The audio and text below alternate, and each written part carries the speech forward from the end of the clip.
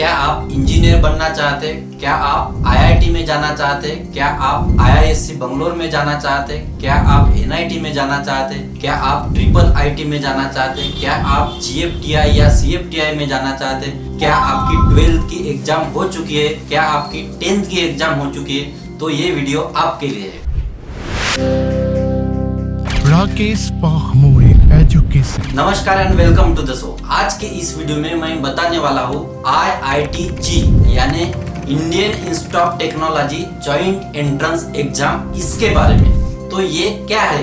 तो ये एक एंट्रेंस एग्जाम है। अगर आपको IIT, NIT, IISc Bangalore, triple IT, GFTI, CFTI यहाँ से अगर BE, BTech या इंजीनियरिंग की डिग्री करनी है तो आपको IIT-JEE देनी पड़ती है। IIT-JEE का स्ट्रक्चर कैसा है? तो सबसे पहले JEE मेंस होती है यानी जॉइंट एंट्रेंस एग्जाम मेन, और सेकंड JEE एडवांस ये होती है। तो JEE पूरे भारत में 10 से 15 लाख स्टूडेंट JEE मेंस देते हैं। अभी ये जो फिगर है 10 से 15 लाख का, ये अभी बढ़ने वाला है, ये 15 से 20 लाख तक जाएगा। उसमें से 2.5 लाख स्टूडेंट यानी जो फर्स्ट 2.5 लाख तक जिनकी रैंक है वही स्टूडेंट JEE एडवांस के लिए क्वालिफाई होते हैं। यानी JEE एडवांस सिर्फ 2.5 लाख स्टूडेंट को ही अलाउ किया जाता है। तो JEE मेंस के बेसिस पे आपको NIT, triple IT, GFTI, CFTI या स्टेट गवर्नमेंट के government engineering college and private engineering college के लिए एडमिशन मिलती है। और JEE एडवांस के बेसिस पे IIT, IISc बंगलोर और IIPE यानी Indian institute of petroleum energy, इसमें एडमिशन मिलती है। IIT-JEE मेंस का शेड्यूल क्या है? 12th बोर्ड की जो एग्जाम है वो आपकी फरवरी या मार्च महीने में होती है। तो उसके एक माह पहले यानी जनवरी महीने में JEE मेंस फर्स्ट होती है, यानी फर्स्ट JEE मेंस जनवरी महीने में होती है। और सेकंड JEE मेंस यानी 12th बोर्ड के एग्जाम के एक माह बाद यानी अप्रैल माह में सेकंड JEE मेंस होती है। तो आप दोनों में से एक दे सकते हैं या दोनों में से दो भी दे सकते हो। अगर आपने दोनों दी तो उसमें से जो बेस्ट स्कोर होगा वो कंसीडर किया जाएगा। अगर आपका JEE मेंस का स्कोर 2.5 लाख रैंक तक आया तो आप JEE एडवांस के लिए क्वालिफाई होंगे, जो कि JEE मेंस सेकंड के बाद एक माह बाद मई माह में JEE एडवांस रहती है। अब JEE मेंस के कोर्सेस के लिए कौन से पेपर्स होते हैं? तो JEE मेंस का पेपर 1 BE, BTech यानी इंजीनियरिंग के डिग्री के लिए पेपर 1 होता है, और पेपर 2 BArch और B प्लान के लिए होता है। तो इस वीडियो में हम पेपर 1 यानी जो BE, BTech के लिए होता है यानी इंजीनियरिंग के लिए होता है, इसके ही बारे में बात करेंगे। हम पेपर 2 जो BArch और B प्लान के लिए होता है उसके बारे में बात नहीं करेंगे। तो यानी JEE मेंस यानी पेपर 1 ही आप कंसीडर करो।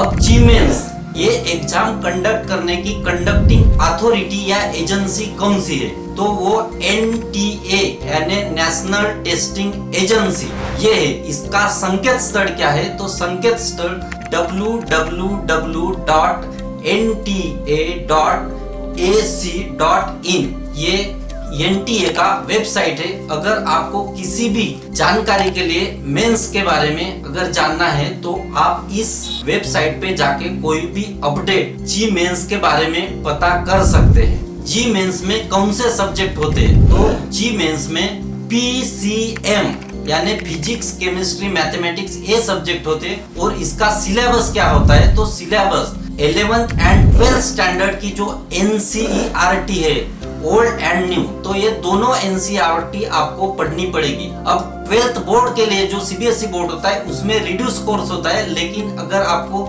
JEE mains and JEE advance तो ओल्ड और न्यू दोनों NCERT आपको पढ़नी पड़ेगी। अब JEE मेंस में टाइप्स ऑफ क्वेश्चनिंग कैसी होती है? तो मल्टीपल चॉइस क्वेश्चन यानी MCQ क्वेश्चनिंग होती है, जिसमें 4 ऑप्शन होते हैं, उसमें से आपको एक करेक्ट ऑप्शन सिलेक्ट करना पड़ता है। अब मोड ऑफ एग्जामिनेशन क्या होता है? तो ये कंप्यूटर बेस्ड एग्जामिनेशन होती है जिसका ड्यूरेशन 3 आवर का होता है। अब JEE मेंस ये एग्जाम कितने लैंग्वेजों में कंडक्ट की जाती है? तो JEE मेंस ये first English, second Hindi, third Marathi, fourth Gujarati, fifth Asami, sixth Bengali, seventh Kannada, 8 Malayalam, 9th Odia, 10th Punjabi, 11th Tamil, 12th Telugu और 13 उर्दू, इतने लैंग्वेज में कंडक्ट की जाती है। अब आप जी मेंस कितने साल तक दे सकते हैं? तो जी मेंस आप 3 साल तक दे सकते हैं, यानी 12th बोर्ड की जो एग्जाम होती है वो आपका फर्स्ट ईयर रहेगा और उसके 2 साल बाद भी आप दे सकते हैं। यानी अगर आप 2025 में 12th बोर्ड की एग्जाम दे रहे हो तो 2025 का फर्स्ट ईयर रहेगा, 26 का सेकंड ईयर रहेगा और 27 का थर्ड ईयर। अब जी मेंस में कितने क्वेश्चन होते हैं? तो जी मेंस में 75 क्वेश्चन होते हैं। पहले 90 क्वेश्चन रहते थे, लेकिन अभी एनटीए ने उसे बदल के 75 क्वेश्चन किया है, जिसमें से 75 आपको अटेम्प्ट करने पड़ते हैं। अब मार्किंग स्कीम कैसे रहती है जी मेंस के लिए? तो +4 फॉर द करेक्ट आंसर, यानी 4 मार्क्स का एक आंसर रहता है। अगर आपने गलत छुड़ा है तो -1 मार्क्स मिलता है, यानी 25% निगेटिव मार्किंग है और 0 मार्क्स अनअटेम्प्ट यानी अनसॉल्व के लिए 0 मार्क्स मिलता है। तो टोटल जी मेंस का पेपर कितने मार्क का? तो 75 क्वेश्चन रहते और 1 क्वेश्चन 4 मार्क का, यानी 75 मल्टीप्लाइड बाय 4 यानी 300 मार्क की टोटल जी मेंस रहती है।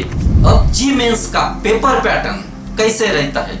तो जी मेंस का यानी फिजिक्स, केमिस्ट्री, मैथमेटिक्स ऐसे 3 सब्जेक्ट रहते हैं।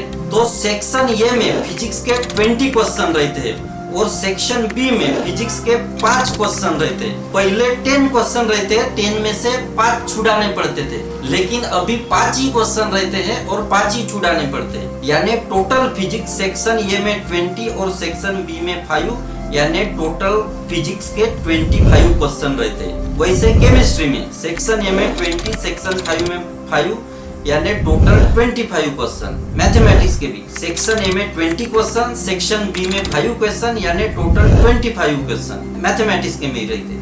तो फिजिक्स के 25 क्वेश्चन मल्टीप्लाई बाय 4, यानी टोटल फिजिक्स 100 मार्क का। वैसे ही 25 बाय मल्टीप्लाई बाय 4 यानी टोटल केमिस्ट्री 100 मार्क्स का। वैसे ही मैथमेटिक्स 25 मल्टीप्लाइड बाय 4 यानी 100 मार्क का मैथमेटिक्स, यानी physics 100 mark, chemistry 100 mark, mathematics 100 mark, यानी टोटल 300 मार्क्स की जी मेंस रहती है।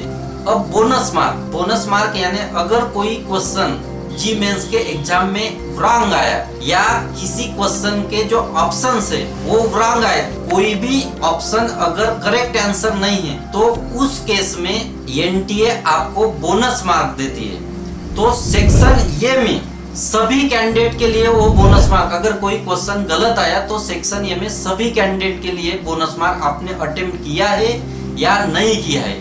लेकिन सेक्शन बी में अगर कोई क्वेश्चन गलत आया है तो सिर्फ जिन स्टूडेंट ने वो क्वेश्चन अटेम्प्ट किया है उनको ही बोनस मार्क मिलेगा। अब जी मेंस के स्कोर के बेसिस पे सबसे पहले नेशनल इंस्टीट्यूट ऑफ टेक्नोलॉजी यानी NITs में एडमिशन मिलेगी। सेकंड IITs यानी इंडियन और इंटरनेशनल इंस्टीट्यूट ऑफ टेक्नोलॉजी, इसमें भी एडमिशन मिलेगी। उसके बाद GFTI या CFTI यानी गवर्नमेंट फंडेड टेक्निकल इंस्टीट्यूट या सेंट्रली फंडेड टेक्निकल इंस्टीट्यूट, यहाँ भी एडमिशन मिलेगी। और उसके अलावा स्टेट गवर्नमेंट के स्टेट गवर्नमेंट इंजीनियरिंग कॉलेज और प्राइवेट इंजीनियरिंग कॉलेज, यहाँ भी एडमिशन मिलेगी जी मेंस के स्कोर पे। Thank you for watching this video. नमस्कार। Please subscribe on YouTube and press the bell icon. Like, share and follow on Facebook. Follow on X or Twitter. Follow on Instagram.